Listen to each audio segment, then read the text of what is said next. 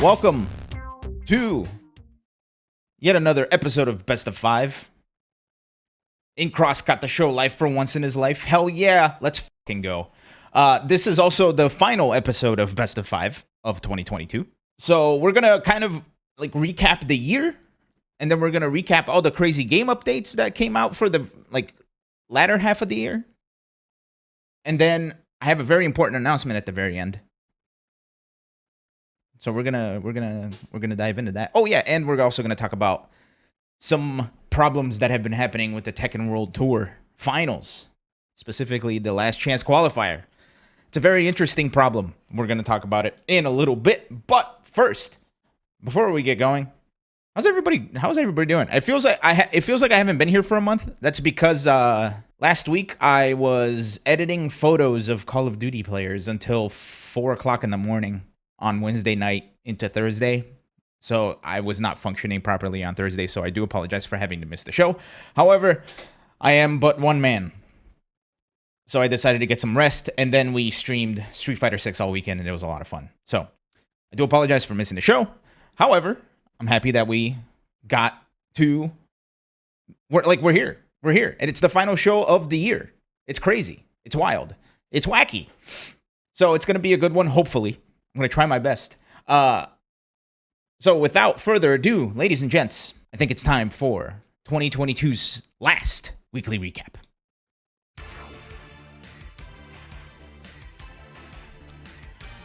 Boom, I remember how to do this.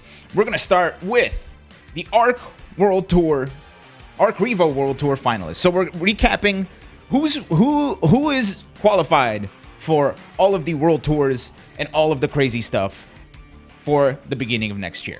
So, as far as DNF Duo goes for the Arc Revo World Tour in 2022, we have Goichi classifying out of Versus Fighting, Young Song Cha classifying out of Rev Major, Lost Soul and Mystic Smash qualifying out of CEO Taku, K-Top coming out of the Mix-Up, Fighter Spirit was taken by Kikyo-chan, Arc Revo Japan was won by none other than Nanpon, and Frosty Faustings is going to be coming up very, very soon. So we don't know who has won that yet, but we will as soon as the tournament happens. Next, let's take a look at the other side of the Arc Revo World Tour Finals for Guilty Gear. EVO 2022 was won by Umisho. As you remember, DNF Duel was not a main stage game for for EVO. It was a side tournament because it had just come out. It came out a little too late. Skill takes the Versus Fighting title and qualifies. Gobo takes Rev Major. Nubenheimer with a crazy, crazy victory at CEO Taku. Everybody remembers that. We watched it here on the stream. It was great. Zando, the Israeli Invader, taking the Mix-Up. Mochi taking it at Fighter Spirit. And Tai winning Arc Revo Japan. All qualifying for the Arc Revo World Tour Finals, which is going to be in LA next year. And of course, Frosty Faustings still hasn't happened. So we'll find out more about Frosty Faustings in the coming weeks. Next, let's take it over to the CPT qualifiers. This is what we have so far. This is what they have so far. The CPT Finals is going to be 48 players, 26 of which are qualifying out of EVO and online premieres, 26 of which... Wait a minute, that doesn't add up. However many of which are qualified out of EVO and online premiere, and 26 of which are qualifying out of the World Warrior events, plus a couple in the Last Chance qualifier coming in as well. So, from EVO, Kawano, taking that crazy, crazy set over IDOM, gets himself a spot at CPT Finals. North America West, number 1 was taken by Samurai. Immediately after, the Four Phils taking UK and Ireland 1. Mr. Crimson taking the Europe West. No, I'm sorry. Yeah, no, Europe West. I'm right. The Europe Mainland West. Taken by Mr. Crimson. Just a Kid pulling out that crazy victory in North America Midwest. Momochi taking the first Japan online premiere. Dookie not playing like Dookie, taking South America West #1. Brandon. Let's go, Brandon. Going for Asia Southeast. I probably should not make that joke. Central America East taken by Mena RD. Save big money at Mena. Australia was taken by the one, the only, the Travis Styles. Central America West taken by solving some problems, getting his way into the Capcom Pro Tour Finals. South Africa was taken by Jabim. So it's really, really cool that we get some South America representation this year at the Capcom Pro Tour Finals. Ronaldinho taking it for Brazil, making his way up to LA, Hollywood, more specifically, for the CPT Finals in March. Phenom, the one and only Phenom, taking the Nordic Baltic online premieres. Europe West taken by Takamura. The Middle East was taken by Angry Bird. It was one of the birds. We all called it. NL taking Asia East. Asia was taken by DCQ. Europe East was taken by Merkin. And North America East, which was just a couple of weeks ago, was taken by the one, the only, the saltiest, the Punk. So congratulations to everybody for qualifying for the Capcom World Tour Finals. However, that's not all. If you remember, Capcom World Tour Finals is a whole week long, so we still have another page of people who qualified. These are the World Warrior Regional Finalists who qualified for the Capcom Pro Tour Finals. We're starting over at the UK and Ireland with Ending Walker taking an amazing win. If you all saw it, everybody was very, very happy for them. The 16-year-old prodigy is making his way to America for the Capcom Pro Tour Finals. Canada West was taken by Zero Blast. Once banned Zero Blast, might I add. Very bizarre that we have them back in the mix. Asia East was taken by Oil King. Canada East was taken by Joe Umarogan, the meme, the legend. Central America East taken by, of course, Mono. Still showing up, still beating everybody with Fong. Naruto RSA. Naruto RSA. I have no idea. Probably RSA, right? SA South Africa. Representing South Africa. South America A was taken by the W Falcon. Spain and Portugal, of course, the Spanish sensation Vega Patch, playing in the Spanish character Vega.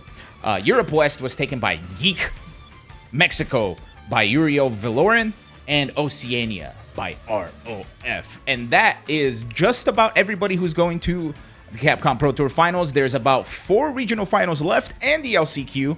So once all that's settled, we're going to go to the finals. Up next, Grand Blue versus the Community League, announced over at EVO this year. Oh, Veggie won today? Okay, wait, hold on. Hold up. And Veggie won today, booking his ticket to the Capcom Pro Tour Regional Finals. Or, sorry, the Capcom Pro Tour World Finals. Sorry. All right. Also, wait, since Veggie won, is that like the third birdie that's going? Anyway, we're moving on. It's Grand Blue versus Community League time, announced at EVO. For the North America region, we have Skyfarer and BG Callisto, hashtag not just a streamer, Sensei Spider, Diver, Wavy Apple, Zombie Moo, and Shuabu, all qualifying out of the North America region. The North America Finals is happening the second week of January, which is going to be either right before or right after our show. I don't remember. Let me look at a calendar here. It is after our show, week after our show starts. The new season starts, which we'll talk about later. Europe, Miri, Svampin, Dragoid, TK Dog, PETA, Lord Venom, Fitizen, and Saki, all qualifying for the regional finals for Europe, which is going to be on January 14th. The Asia region, we have South Korea with Zeus and Framework. East Asia taken by Zeus and Yoro. SEA. C. It's the C. Southeast Asia is CO. SEA taken by SEO and Oni. And Oceania by Just a Car and Chibo. So congratulations to everybody there. Going to the Asia finals on the first week of January 2023. It's already next year. It's crazy. It's scary. Next, let's head on over to the Melty Blood. Hey, let's head over to the Melty Blood official tournament series of the United States. From the US Central, we have Masoma, Tenchi, Lucy, Wowza, Renala, Manly, FGC, Lunar, and Shinigami. From the West, we have Raiden, Sauce Boss, trademarked, Himi, Shatani, Tensei, CG, Nico Mei, and Luce. From the East, we have the Evo champion, Scrot Vermilion, Jurassic Ori, Safe, Kiri, Omniscythe, Hyde, Trippy, and Infinity, all qualified as grand finalists for the big ol' United States official tournament. So congratulations to everybody. Going to play some. Scrot didn't win Evo. Oh no, it was the other guy that won Evo. Scrot took second, right? Sorry, I forgot. I picked the other guy and won pizza from Steve. It wasn't Scrot. Then he took third. I don't know. He won. Wait, he won the other one, CEO Taku. Jiro won Evo. Scrot Vermilion took CEO Taku. Am I wrong? Blue, am I wrong? Tell me I'm right. He won the official tournament finals. Okay, but did he win CEO Taku for this? Out of those names, Scrot. Oh, well, all right. I guess we'll never know. Or you can find out by looking it up, unlike how I did, because I did not look it up. Masoma won CEO Taku. Fuck. Well, Scrot Vermilion's up there, and he's winning stuff, so congrats congrats to everybody for for making it out to the official tournament of the United States for Melty Blood type Lumina. Last, but certainly not least, the Tekken World Tour. And we're going to talk about the Tekken World Tour finals coming up. But here are your regional finalists, all going to Amsterdam to fight it out. Whoa. I don't know why that happened. To fight it out for the big Tekken World Tour Championship. From the North America, we have Jury Fury and the retired one, Speed Kicks. From Central America, Divine Exorcist 4. South America, Noel taking it. West Europe, we have Kwis and Joka. That's going to be a hell of a representation for Europe. East Europe was taken by Girlanda, the Italian. North Africa by Unknown, EXE. West Africa by Skywalker. South Africa by Kalen Bukes. So cool that we get so much African representation this year. Cannot wait to see how these guys play and how they do. The Middle East was taken by Rafe. Pakistan, both Arslan Ash and Atif Butt, the two masters from Pakistan, showing up to the finals. Southeast Asia was taken by Tejan. Shin Akuma, the Akuma himself, takes Southeast Asia. The Philippines and East Asia was taken by AK. Yagami takes Oceania. Korea, we got Ni and Yonaran coming. And finally, from Japan, we have Nobi and Ao, all coming to Amsterdam in March. So, ladies and gentlemen, with that, those are the World Tour recaps of 2022 in the last weekly recap of 2022.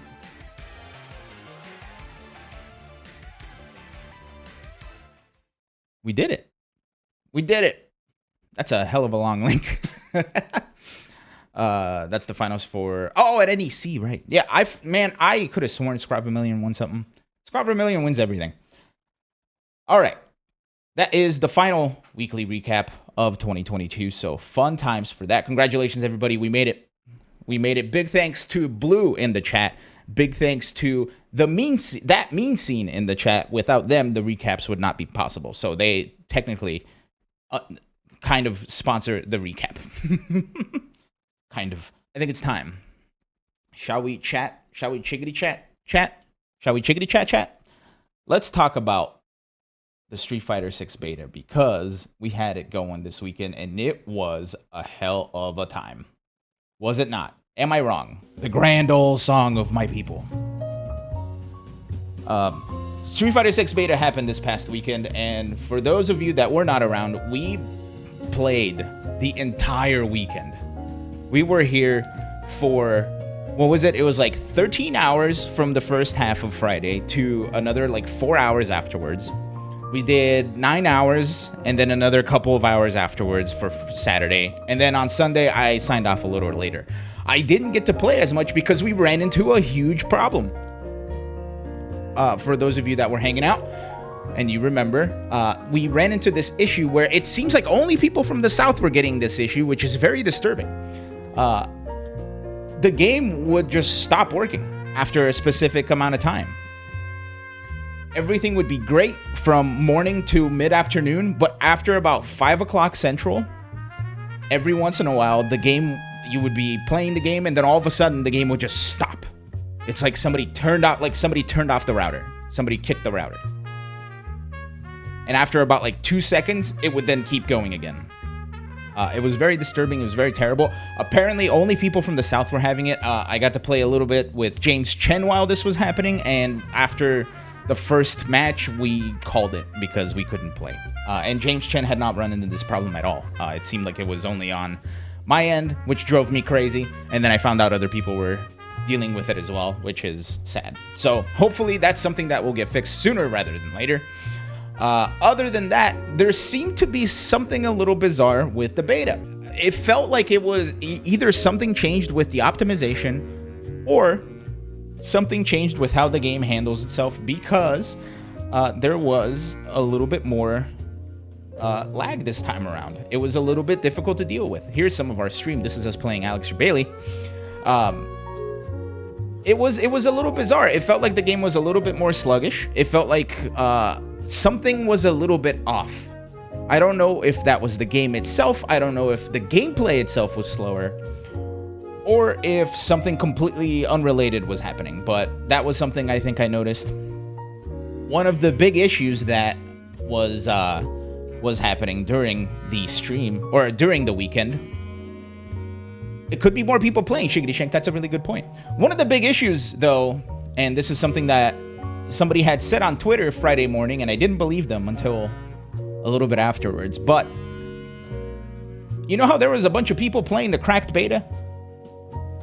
Yeah, so a lot of people have about 3 months on everybody who didn't get to play the cracked beta, and that was a little bit annoying. I think on stream we had this issue where we signed on, we were starting to play some ranked, and we were having a grand old time. Then all of a sudden Alex Smith comes in with like one like jab confirm combo, spending his entire meter and killing us in like 2 hits. It was a little bit disturbing, right? And that happened a couple of times during the weekend, which was, you know, a little bit annoying, right? Because it's like, you know, like, what can you do? Like, we don't know how the game plays. We don't know how to deal with all this, but these people have been grinding it out. So what can you do, right? Them's the breaks. Them's the breaks. But it was the really funny thing is it was very obvious. It was very, very obvious who was playing the beta and who wasn't during the downtime. It was super funny. Die by Sword is right. What can you do? Get good. And we were getting pretty good, I think, at the end of the weekend. Maybe more burnt out than good. Yeah, Chris T winning like 4 tourneys. Yeah, and like that's, you know, them's the breaks, right? It's really funny because with Street Fighter 5, I played the cracked beta like nonstop, right? So I totally understand like wanting to not like both wanting to play the game and also like, you know, grinding the game to get, you know, the competitive advantage, right? At the end of the day, that's how the cookie crumbles. Luckily, the matchmaking in Street Fighter 6 is really, really good. So we got placed with people on our level, and we got to play people that were like, we got to some really, really close matches over the weekend because of that. Because of that matchmaking, so it was pretty cool. Yeah, and like Blue saying, like it's there, right? It's not the most like positive thing in the world, but it's there. So if you're trying to compete, like that's how you do it. Yeah, so it was a little bit annoying, like running into somebody who's obviously been playing, but the fact that it was so obvious, I think, made it funny. So it was a little bit of an easier pill to swallow. Other than that, it was just the same beta, right? Like, the front end of it was exactly the same. We still had our character, the peak of evolution. He was saved during the beta downtime, so that was pretty cool. And yeah, I don't know. I think that's about it. Like, it was there was some slight changes. Like, level 1s aren't invincible anymore. However, that's not 100% true. Maybe like it's the way the supers work. It was a little bit interesting trying to figure out like how to deal with those level 1 supers not being invincible anymore. And sometimes it worked, sometimes it didn't. It was very bizarre. There's still a lot to be learned from the game. I finally started getting used to seeing drive impacts towards the end of the weekend. I grinded it out a little bit in training mode. It was the training mode's amazing. I can't wait for that to be in our hands for an extended period of time. But yeah, you know, fun times all around, I think. Aside from the connection issue that we had, I think this beta went about as smooth as the last beta did. Except, actually, no, it went a little bit better because there were no server issues during the beginning of the beta. We got to get right in and play. And matchmaking was a little bit inconsistent, right? Like, there would be times where we would wait, like, 5-ish minutes for a match. There would be times where we would wait 30 seconds for a match. So, but yeah, we got to play Jabali again. We got to play Jibbo Automatic again. Like, getting to play with people, going around saying hi is one of my favorite things in Street Fighter 6, right? Like, just going to say hi to someone. Super fun.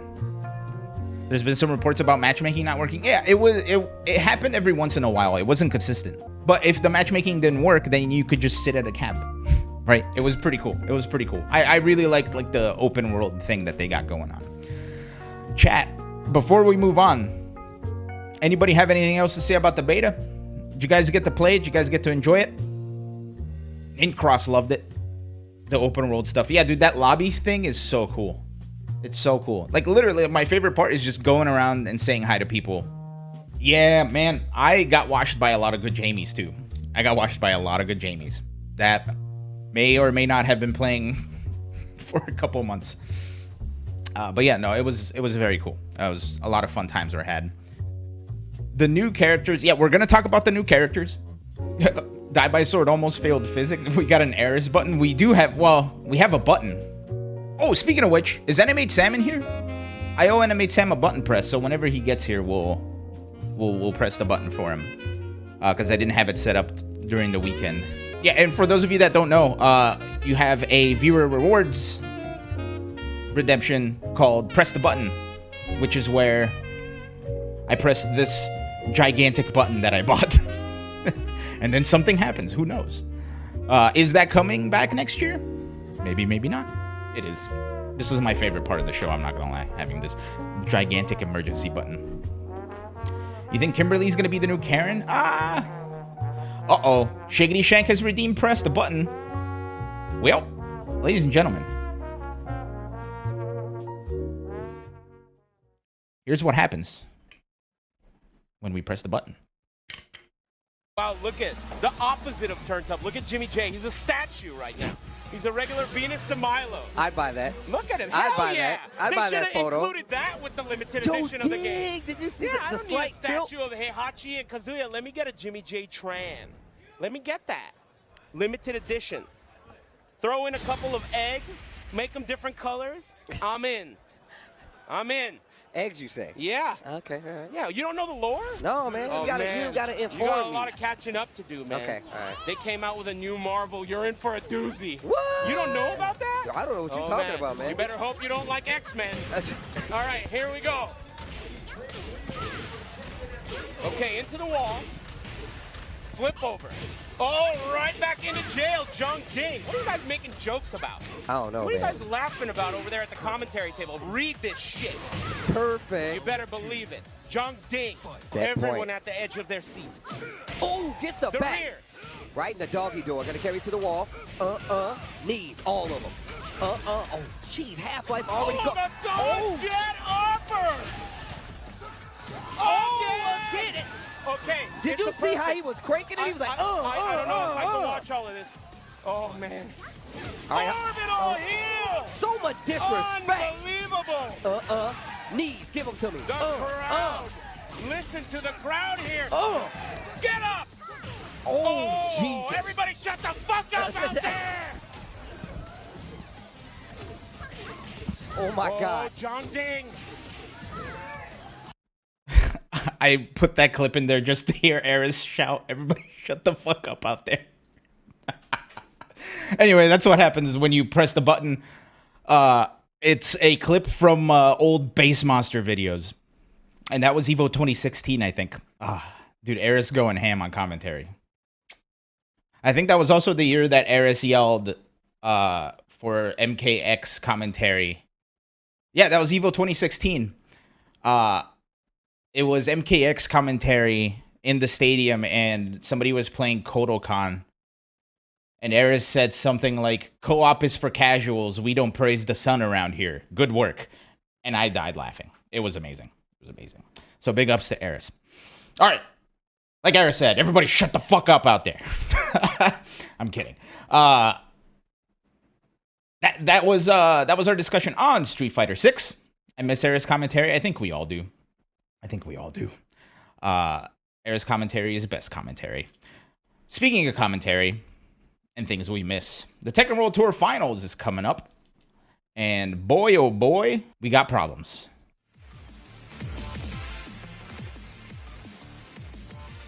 This week, the Tekken World Tour Finals tickets went on sale, and there was a very interesting issue that happened.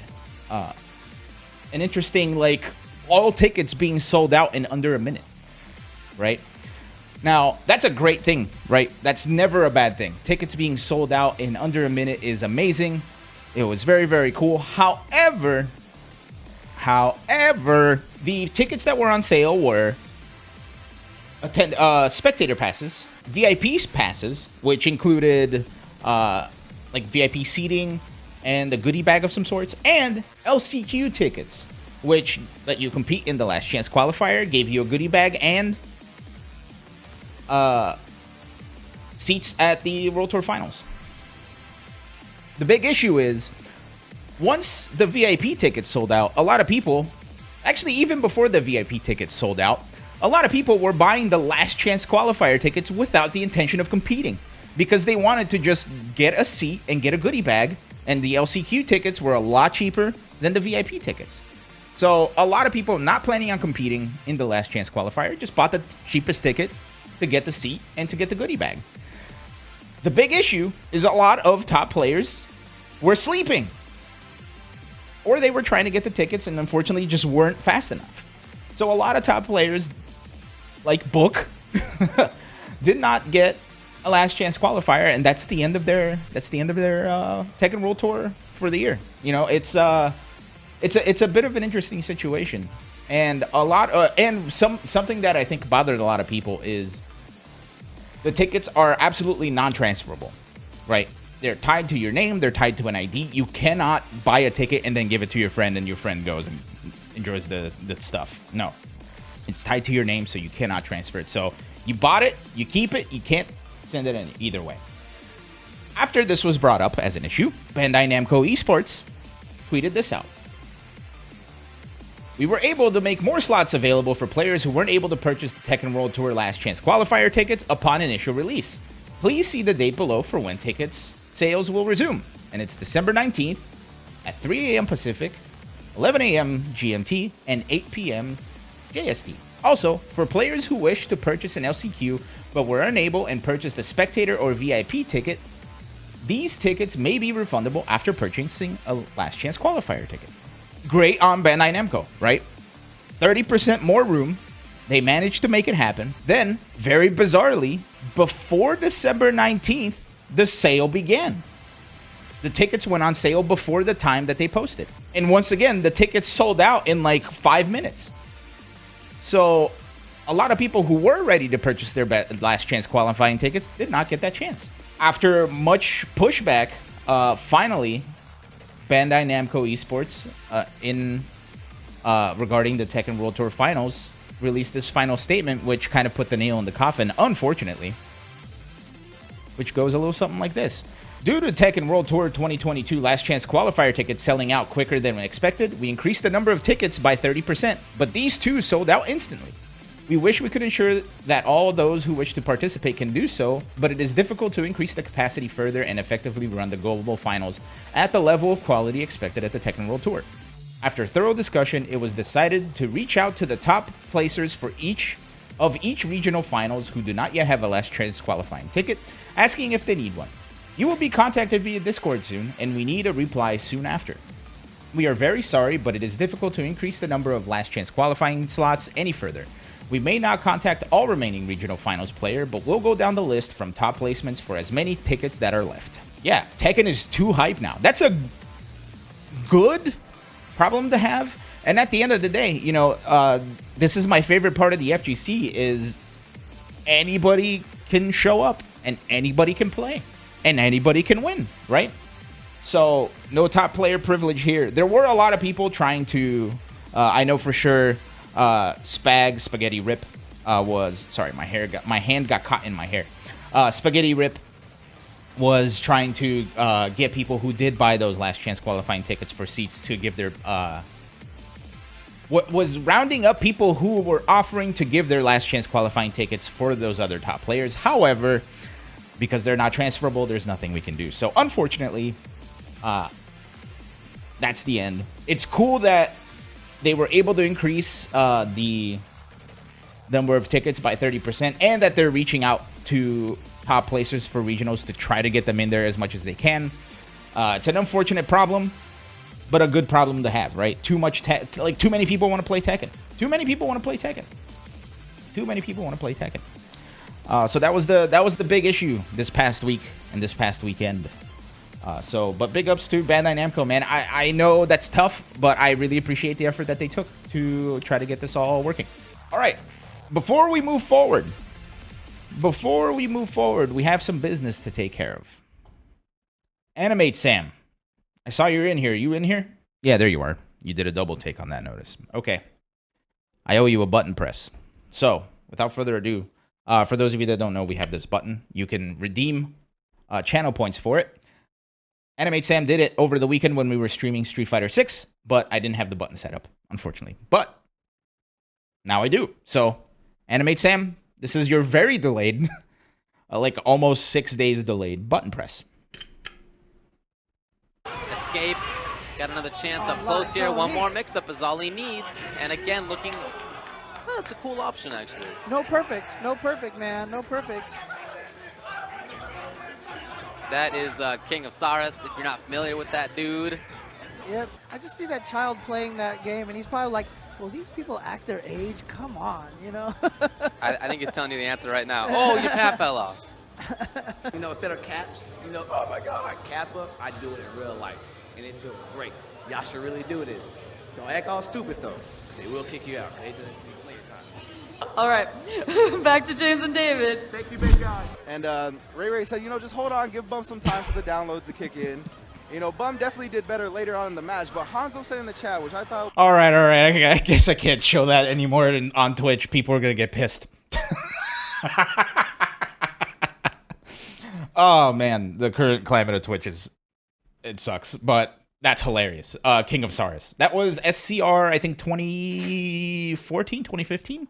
Yeah, I think that was still Street Fighter 4. Yeah, because that was the one that K-Brad won, I think, right? I could be wrong about that. But anyway, 6 days later, worth it? 100%. That was a hella worth it. That's before your time. Yeah, that was like right when I started watching, I think. But either way, tournaments, man. Tournaments were different back then, in a good and bad way. All right. With that said, it is time for us to move on to the next topic. The crazy thing is, it feels like every game got an update. Every game got an update. Let's start with the one that we talked about a little bit earlier. Street Fighter 6. We got to see the new characters. We got to see some crazy stuff. Biking got buffed. We're going to talk about Guilty Gear in a little bit. But for now, let's take a gander at Street Fighter 6. Where's the audio? There it is. Come on! Crack that beat! Everybody still cooking? Oh, yeah! Now you're going to...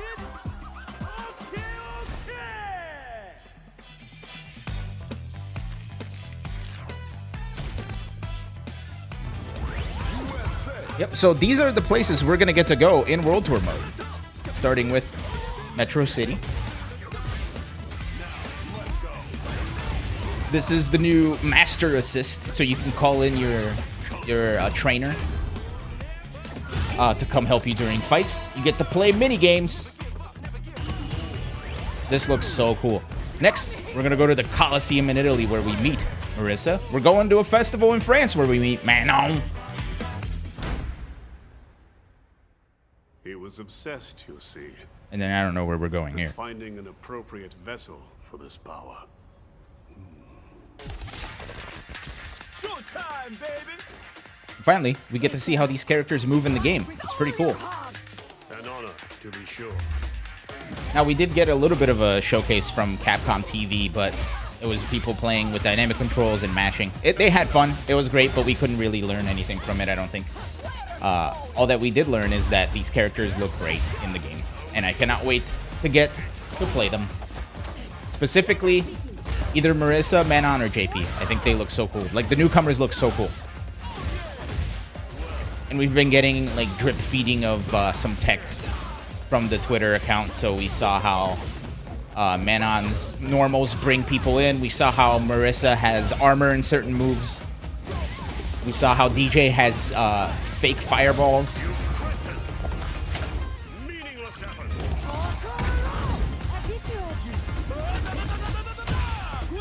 Dude, Manon making you dance with her while she beats you up is hilarious to me. I'm a big fan. All right, yeah, so this one is a little bit, it's like a week old. It was at the Game Awards.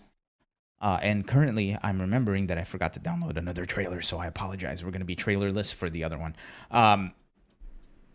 But yeah, we did get to see these characters a little bit in action at the Capcom TV presentation, where they had a very well-known comedian join the panel and play with other people on the show.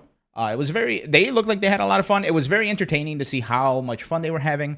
Unfortunately, you know, it was dynamic. I was hoping the dynamic controls would be a little bit different, right? Like, it wouldn't be, like, so crazy. It would help slow the game down a little bit, so, like, things would happen purposefully.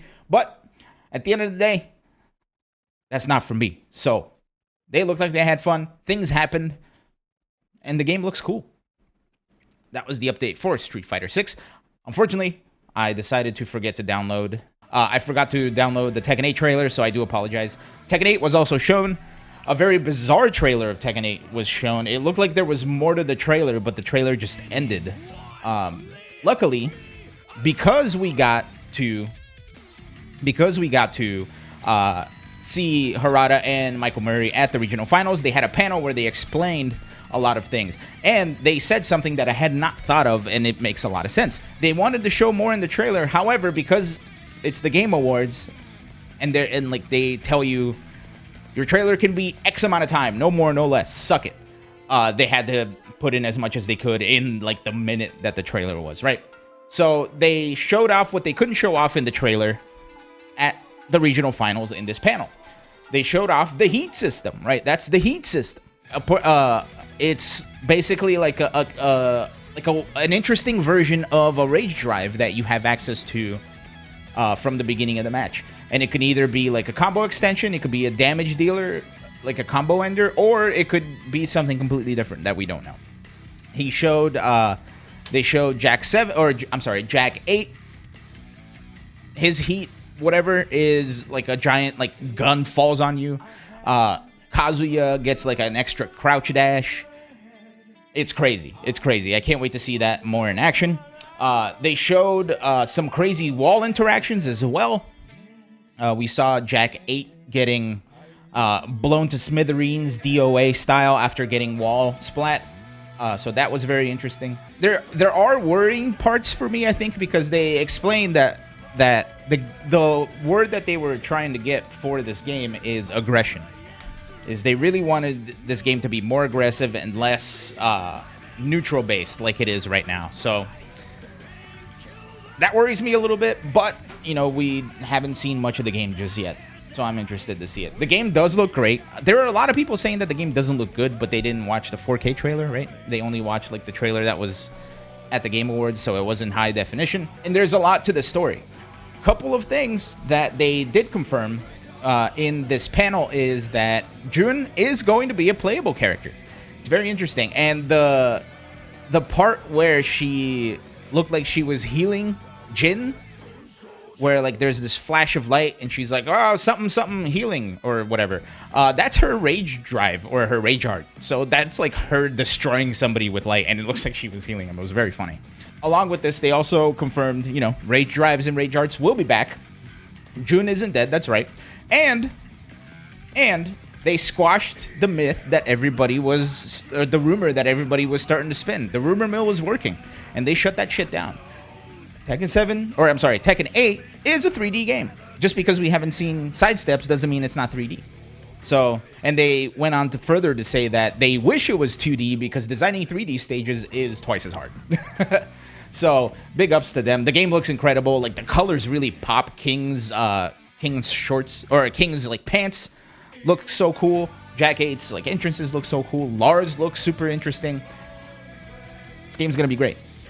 I can't wait to see more. I thought it was further along than it is. But the fact that we didn't get to see too much means that it's probably not going to be out until maybe like 2024. So early 2024. So does that mean Heihachi can come back too?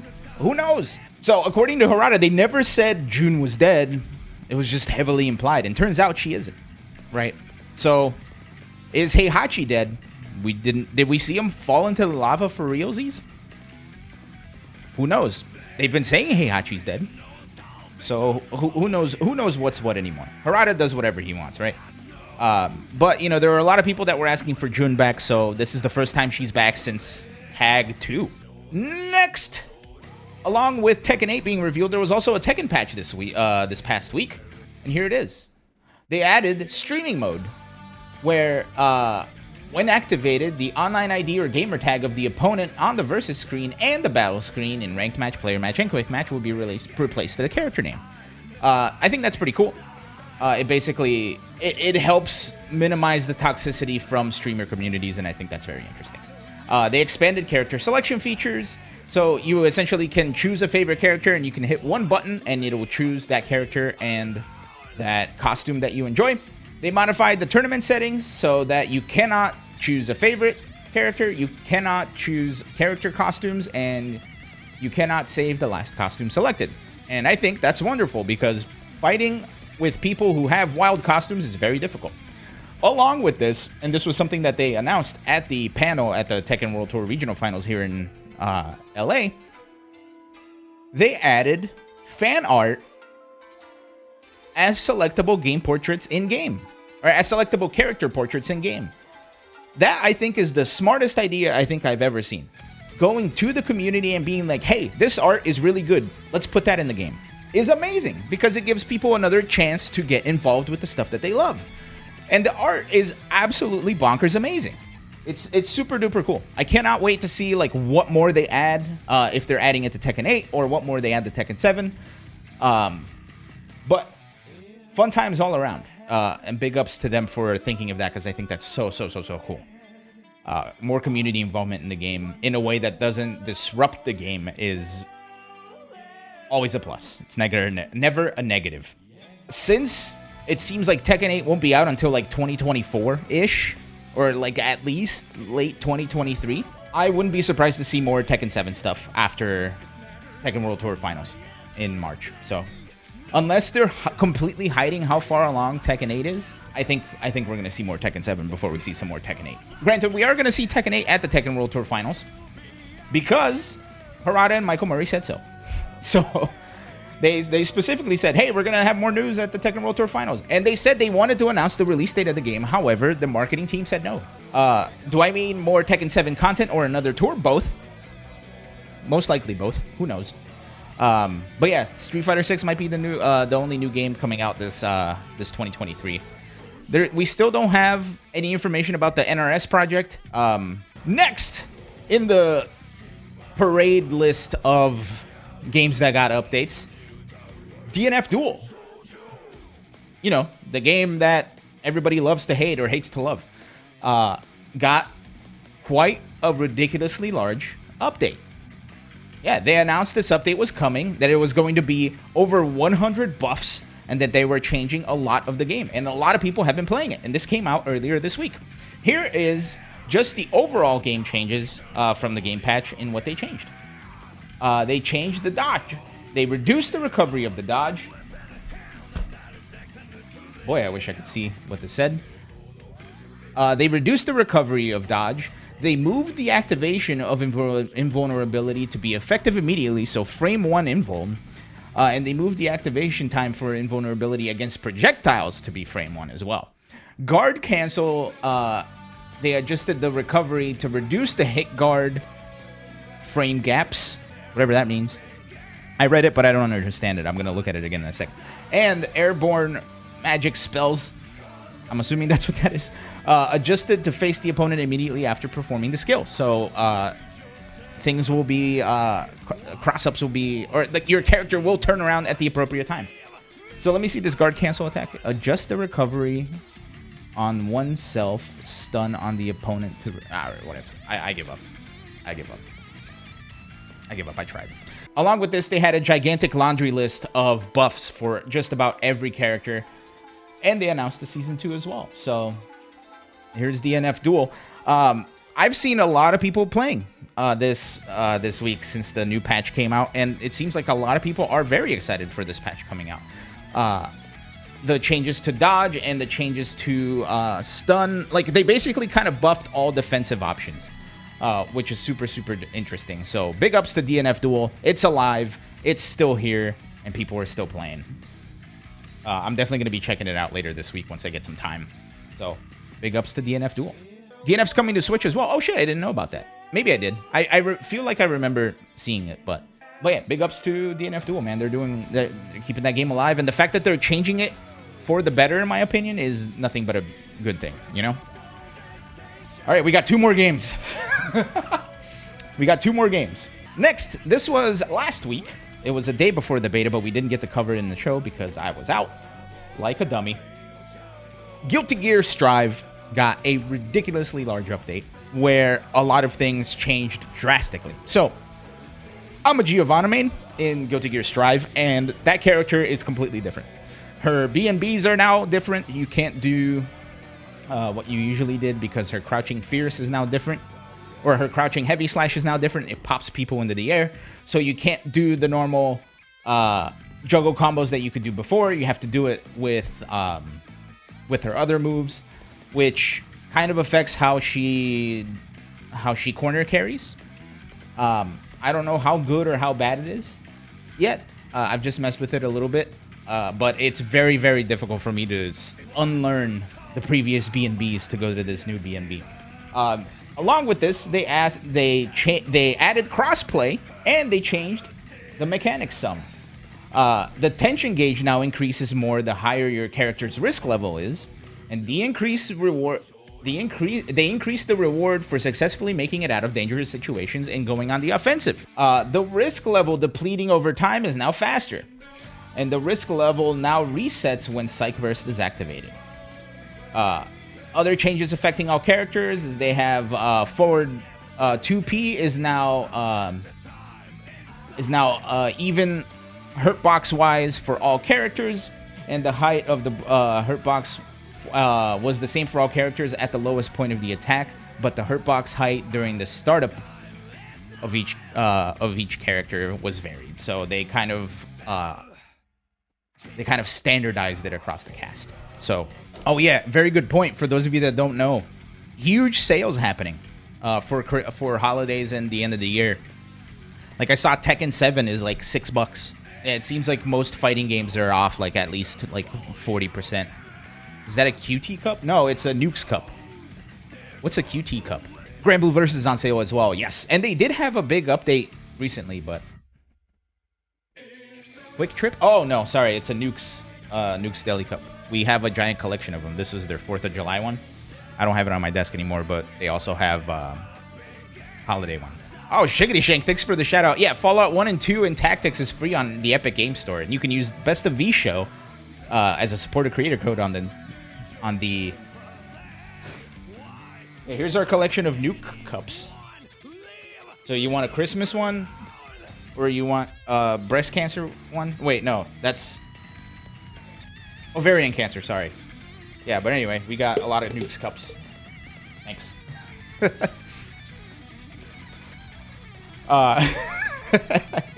Anywhoozle. We have one more game to go over that got a patch recently, and that game is the one and only Melty Blood. This is just the overall changes for Melty Blood. Sorry that I really wish I could figure out how to not stretch this thing. This is what the top of the page says for the gigantic laundry list of changes. It says this update is primarily intended to expand the variety of play and improve moves that were difficult to use or that lacked utility. For example, moves that had no benefits when incorporated in combos have had damage increases or reduced damage or recovery scaling. Reduced scaling often increases combo damage and also makes the additional attacks possible since it reduces the chance for the opponent to tech out. Damage scaling is adjustment applied to combo damage calculations, and recovery scaling is the adjustment applied to the no tech durations of combos. Hitboxes have been improved for moon skills and other skills with activation costs, and to moves with major openings and risks. We have also avoided weakening character moves and adjustments in order to allow for use as is in combos. And they fixed other bugs considered to have a strong effect on battle results. So, big ups to the Melty Blood patch. If you guys haven't seen it, I got it sent to me today, and it was like this tiny thing, and it just looked like a scroll, like a gigantic receipt that you get at the supermarket with all the coupons, and it was all character changes. The bad part, however, is that unfortunately, this update did kind of break the online on PC. People are waiting anywhere between 1 to 5 minutes because the game just freezes while you're trying to do some matchmaking on the PC. So hopefully that gets fixed faster, sooner rather than later. I know Melty Blood has always had issues on PC, so I'm kind of hoping that that all goes away sooner rather than later. Oh yeah, and they had 2 new characters, which I don't have the trailers for, unfortunately. So yeah. The 2 new characters, which I was told are not Melty Blood characters, they're Fate Go characters. So big ups to that. So big ups to Fate Go, Big ups to Fate Go. All right. Were there any other game updates I missed, chat? My fellow co-hosts, did I miss anything? You think they're the last Fate characters in the game ever? That'd be interesting to find out. I did play a little bit of Neko Arc, and she's very fun. The fact that you can just hold down buttons after you whiff something, and she has a backup attack is very interesting. Last characters from Fate Go. And they teased the next character already. Cool. Man, there's a lot coming down the pipeline, huh? We have Street Fighter 6, we have Tekken 8, we have Melty Blood characters, we have DNF characters, we have Guilty Gear characters, right? Delilah's supposed to come out soon. So, pretty fun stuff coming down the pipeline on the New Year's. The music has ended, so it's time. We're going to end just a little bit early, but I think I covered just about everything I could this week. And it's time for a very special announcement. Now, this is not something I talked about a lot. And this is not something I talked about to anyone, I don't think. But this year was pretty wild for Best of 5, right? Everybody retired. I'm the only person left. We did a show from Combo Breaker. We did a show from Evo. Right? We covered all the good, all the bad. We've had a hell of a year. So these past 2 years have been pretty crazy. Now that leaves the future of Best of 5. After running Best of 5 for a while on my own, I think I've come to a couple of decisions that I didn't think I would come to, And I know when Steve first retired, I wasn't entirely sure what I was going to do. And I think I said it very publicly that my first knee-jerk instinct after Steve retired was to just end the show, right? Because at the end of the day, I was the last person brought in, Sharpie aside, of course. I'm not even supposed to be the host. Efren retired. I started hosting. Everybody left. And now we've started doing it again. People are coming back. But I'm the last one here. And this last quarter of the year was going to be kind of a test drive to see if I could keep doing this or not. Right. Because at the end of the day, it is a lot of work. And I think I've shared how much work it is. Like, Steve was crazy enough to take on like the majority of the work, right? While I was, not being serious about it. So I had to start being serious about the show. And I've decided that I'm going to retire Best of Five. Best of Five's look. I'm retiring Best of Five's look. I'm retiring Best of Five's look. So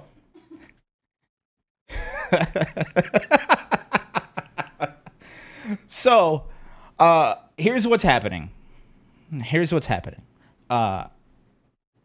Aside from the last thing I said, everything else was I was very earnest about. This was going to be a trial, and I think I can do it. This has been very fun, and we have a lot of cool things planned for 2023, including a gigantic rebrand. So the last episode of 2022, is the last time you will see this layout. No, we're still going to be called Best of Five.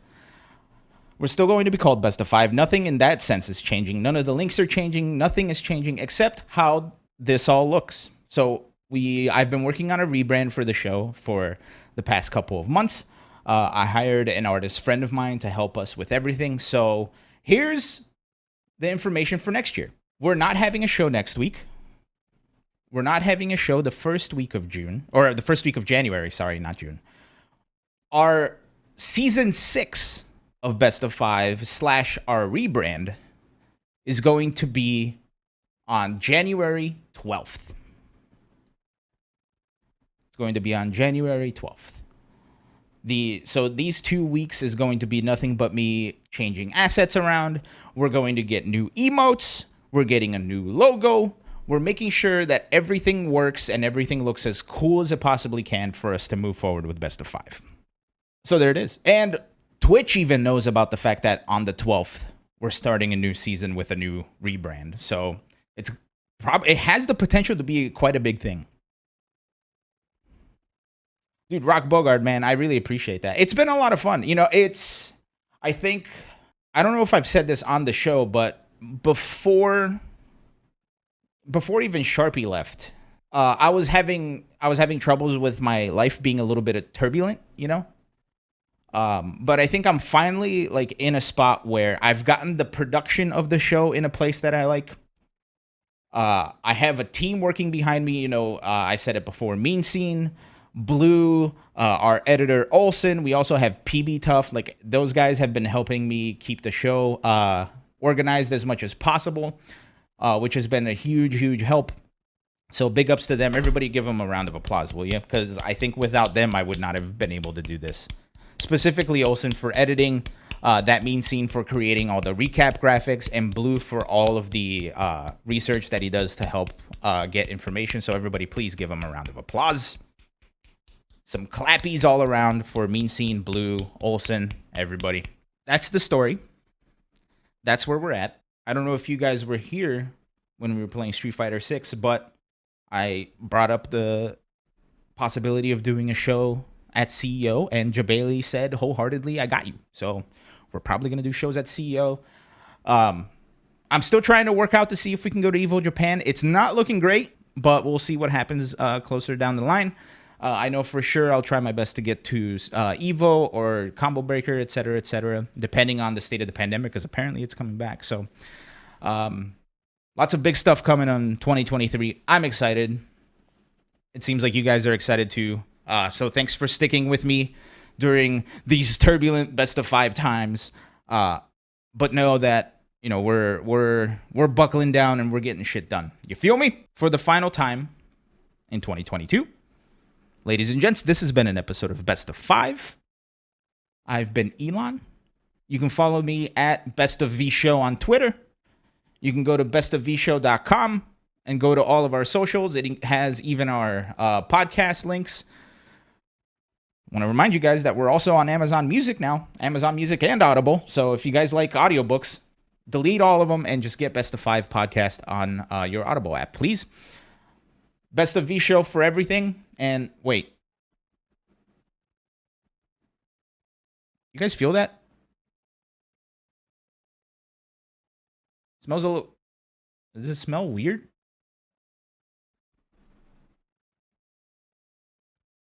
Wait, something's off. Is that...